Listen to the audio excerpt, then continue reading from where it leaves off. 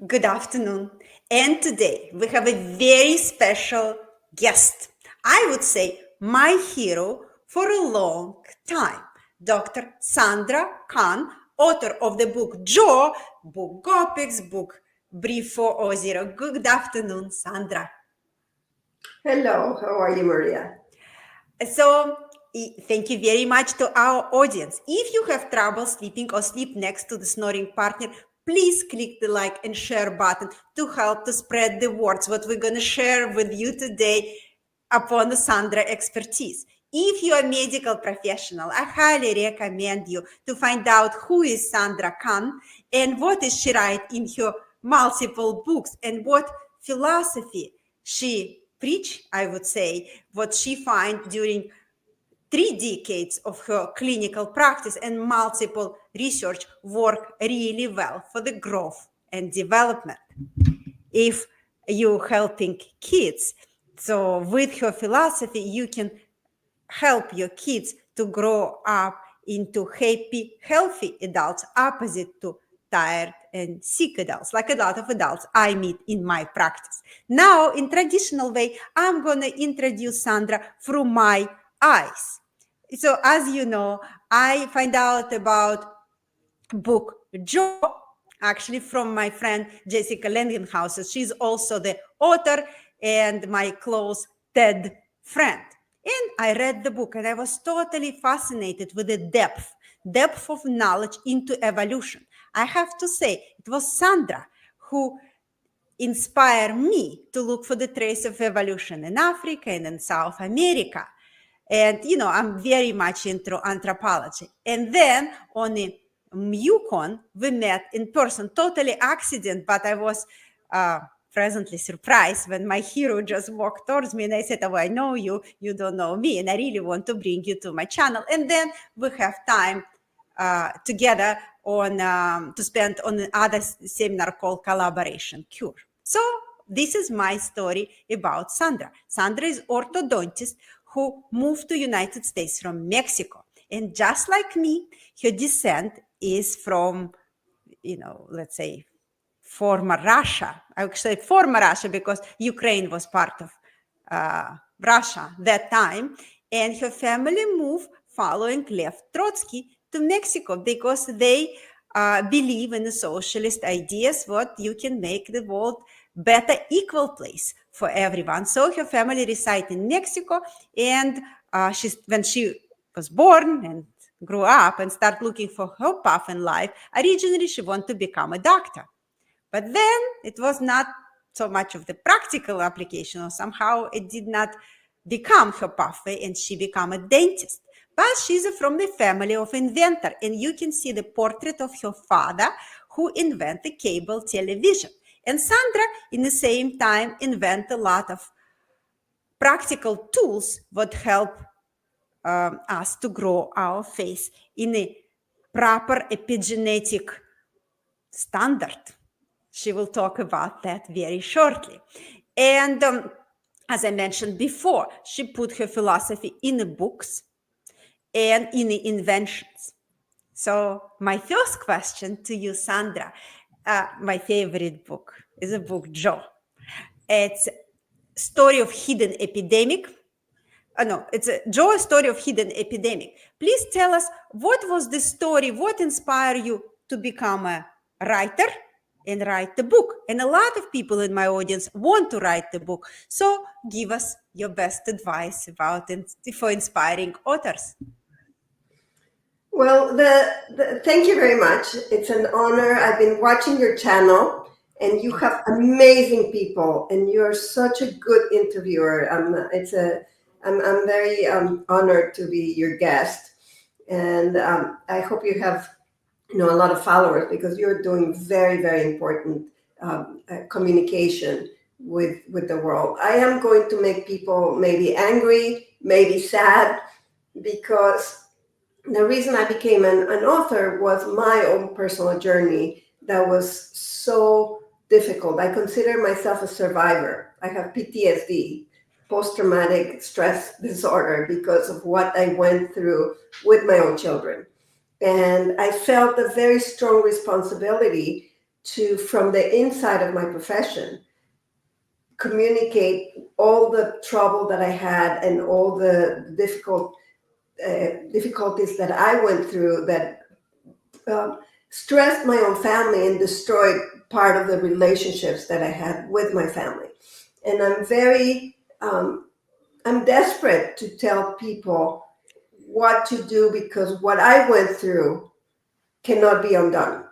And I felt a very strong responsibility that I couldn't continue in my profession. I love clinical work. I miss it. I think it's a loss that I had to remove myself from clinical work because there's only one of me. And I started a series of papers that I published in my first book, which is called Let's Face It. And it's a fantastic book, but it never got translated and it's not available. But it's one of my favorite books. One day I will translate it and put it out. But that was my first book. And Dr. Ehrlich, Paul Ehrlich, who's a Nobel laureate, I gave him a copy because we were doing conservation through our projects in Mexico. And he said, "Oh, thank you. I needed a doorstop," because it was such a big book. And he said, he started reading it. He said, "This is important knowledge, but it has to become a popular book." He calls it an airplane book, which means if you travel from San Francisco to New York, you buy it in the airport, and when you get to New York, you finish the book. So he said, in those 4 or 6 hours, you got to finish the book because this is so important. So that's how JAWS happened, because he thought it was relevant enough that every single person had to know this information. I do have a background in physical anthropology from Berkeley. I did work there when I was a resident. And so I was studying old skulls from 200 years ago. And they all had 32 beautiful teeth, no crowding. And, Donald Johansson was in that program. It was a very well-known anthropology program. And so I had my hands on a lot of dry skulls from, a couple centuries. And it was just obvious that what we were dealing with in our orthodontic practices wasn't normal for our species, for Homo sapiens. And so I got interested in finding out why we have all these children. Dr. Marisa Santos says she has monsters coming in. 3-4 years old, they have such bad malocclusion already. And when I was practicing 20-30 years ago, we did not see 2 or 3-year-olds with malocclusion.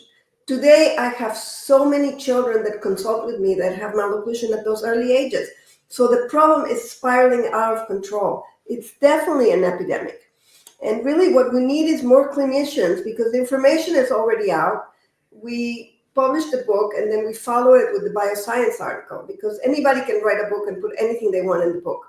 But to be in a peer-reviewed journal, we chose bioscience because it's a journal for public health policy, the top one. And it took us 3 or 4 years to get the information in there, because they check everything. You cannot say anything that's not substantiated with solid science. And our paper came out, and it's now the definitive opinion. It's been granted the definitive opinion on the topic of malocclusion and shrinkage of the jaws. So we know this information is a fact. It's not out for discussion. It's not controversial. That's the way it is. There is a lot of controversial stuff around it, but the basis of the malocclusion, crooked teeth, the small jaws, and the ability to say this is not a genetic problem. It's not something you inherit from your parents. Yes, obviously there's a genetic component, a predisposition, but it's about 80-20, where 20% is your genes and 80% is the environment in which you grow up. And the sad thing, and the thing that's going to make everybody angry, is that environment has to change very early in life. And we have 1,000 days to really get things right so that we can look like those old skulls that have 32 teeth, including wisdom teeth, all in their space with a nice airway, with no snoring, with no malocclusion. We have 1,000 days. That's before a baby turns 3 years. We have to get this environment right. If we do it, then we will not have all these issues. But once we've passed 3 years of age, it's very hard to get it right. There's things we can do to improve it, But we basically need to look into the babies, and we need to look into the 1,000 days of life to get this right. And we can do it as a society. I love it. I love it. I want to ask you practical question. Your story, whatever you said, it's even scary for parents and, and for anybody in society. Please tell us, with your invention, can you talk about your invention? I'm talking about appliquer, and, I really like appliquer with the valve. What exactly they do, how they work in reality. And also, I love your pacifier. I want you to talk about that. So I want to give some practical implication, what we can do in that 1,000 days to actually grow in a right, maybe we can call it epigenetic, to get full genetic potential, what we program to be. Yeah, I think every child that's born today, all over the world, either in Africa or in the US or in Sweden or in the Middle East, has the right to express their full genetic potential. And we have the ability to give it to them in a simple way. I am a KISS principle person. You know the KISS principle? Absolutely. I love KISS. We I am always keep it simple, stupid. Yes.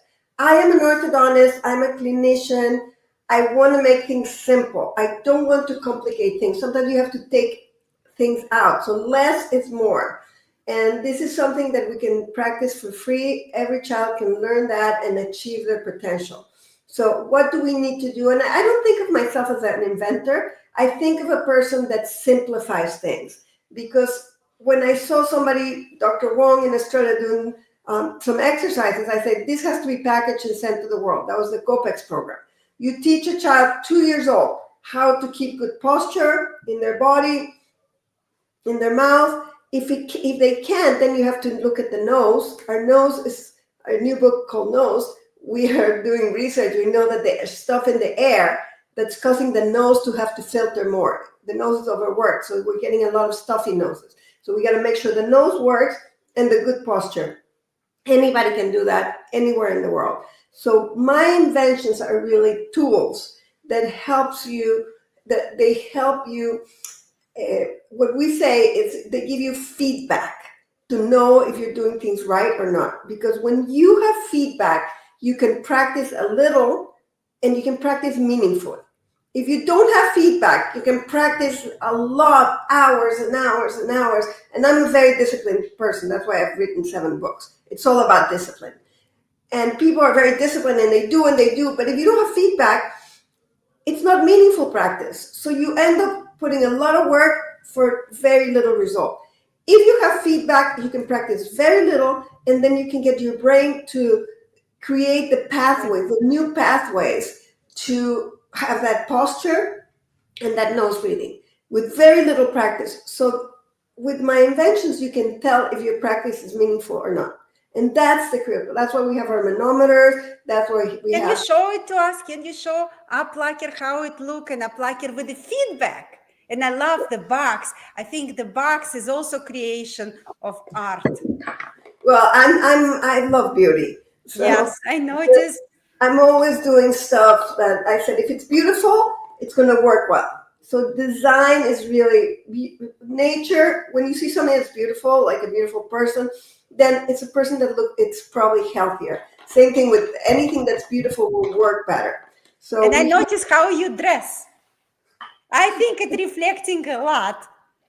And also, I know I want you to show invention, but also you mentioned the word GOPex. A lot of my listeners, they don't have a clue what exactly GOPex and how you maintain oral posture, which reflects, total posture. So let's start with the appliquer. So the appliquer has this little bubble that gives us feedback. Mm-hmm. So if you hold the suction up with your tongue, the valve is in. But as soon as you relax, no. This is a relaxed position. This The is a lower relaxed back position. cave is completely relaxed, and this is in. And it's not about the tongue. It's about getting all the air out of your mouth. Your listeners can do it right now. Put your teeth together and just swallow and take all the air out of your mouth so there's no air. Mm-hmm. When we do this, we're naturally keeping our airway open because all the tissues, anything that's soft in our mouth is consolidated away from the airway. And I love, if anybody has babies or if you see a baby with a pacifier, you would see the babies suck on the pacifier a little bit and they can be completely asleep. And that sucking of the pacifier opens the airway. So the babies are fostering, they are the stewards of their own airway. And the pacifier helps the baby keep that suction so that the nose is working efficiently. So when we see a baby with a pacifier, we can observe that. And it's very clear. The baby's asleep. I see him, I have videos, I see him in strollers. People think I'm weird because I'm filming all the babies asleep. But you can see they create that suction and they hold the suction and then they lose it and completely asleep just by automatic reflex, they regain that and they suck. So pacifiers are good. The pacifier has a bad reputation because sometimes we leave it too long. But the first 6 months of life, we even have evidence of pacifiers in anthropology. We have been in the planet for 300,000 years. So the known history is very, very small. And we know we've seen evidence in anthropology and archaeology of pacifiers that were used hundreds of thousands ago. So we know pacifier is normal for the first 6 months of life. After the first 6 months, we start weaning out of the pacifier, out of sucking, and into chewing hard food.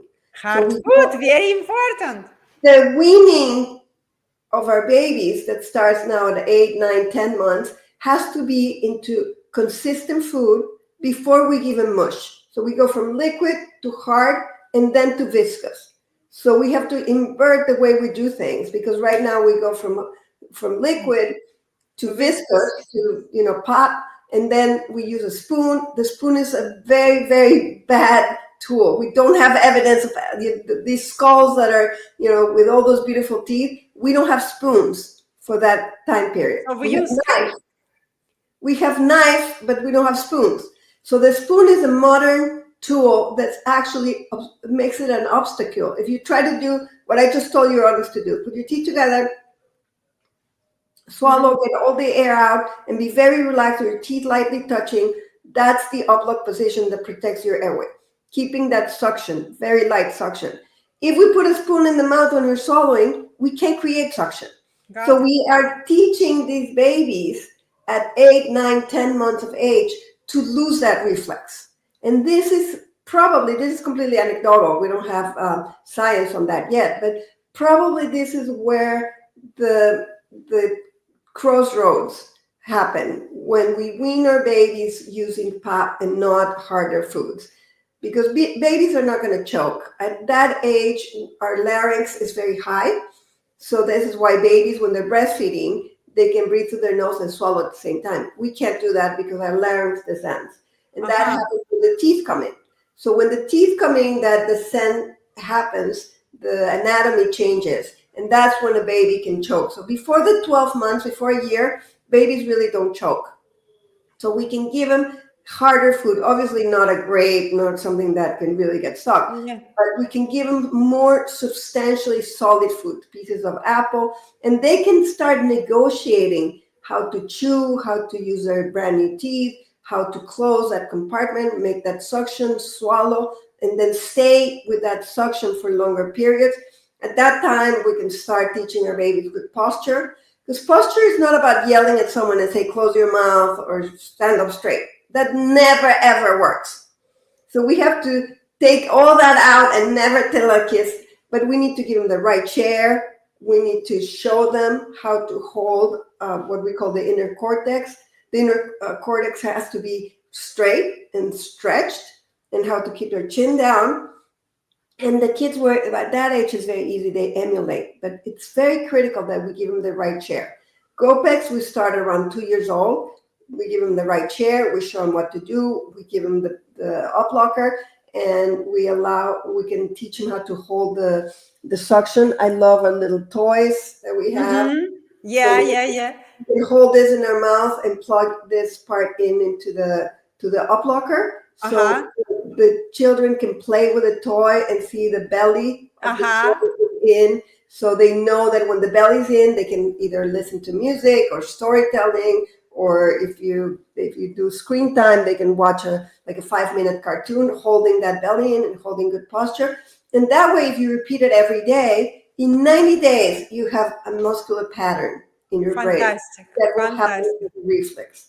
I love it. And I just want to mention to my audience, you can go on Sandra Kahn Forwardontics website and you have a store and you can choose a great toys for you to play. You know, adults can play with the up locker as well. And the toys for kids, which not only will be fun, but also they gonna create good posture. I highly recommend you to read the books. I enjoy Sandra books, GOPex, Briefing for and About the Nose, and all 7 books are great, very entertaining. And I have a last question for you. Please share the secret. How to become as successful as a woman and immigrant? Give us, and like a businesswoman and immigrant. I think the journey for a woman immigrant is very, very difficult. I think part of it is luck. Part of it is how we come from another country and we come from a gender that doesn't get a free ticket. So we develop discipline. And for me, it's all about discipline. I look at stuff like my Breathe 4.0 book. This book is insane. I love this book. I love this book. It's such a great book. I highly recommend it to my audience to read. The stuff that's in here is just ridiculously important. And I look at it and I don't understand, when did I have the ability to come up with this book that has so much important information in it, and the illustrations and everything. And I just remember during the pandemic getting up at 5 in the morning, setting up my phone to work on this for 2 or 3 hours every day, with taking my phone off, internet off, Instagram, and no social media, and I would just sit and write. And then I worked with Dr. Engelke in Germany. I spent 4 summers in Germany. He's the head of the Göttingen Hospital, and he's ENT, phonoaudiologist, and maxillofacial surgeon. I mean, he's everything together. He's a transdiscipline with feet. And I learned from him. And we did the MRIs in the hospital. But it's about discipline. And I think immigrants and women, we know how to put our head down and just work. And I've never really done any promotions, or I really don't have Instagram, and I'm not really out there informing. That's, people like you that pick up this stuff. But I think writing a book and the articles, it puts information out there. And once the information is out there, then it's practical for people. And that's my calling, to make it practical. And it's just all about discipline. It's Edison would say it's 1% inspiration and 99% perspiration. I love that quote.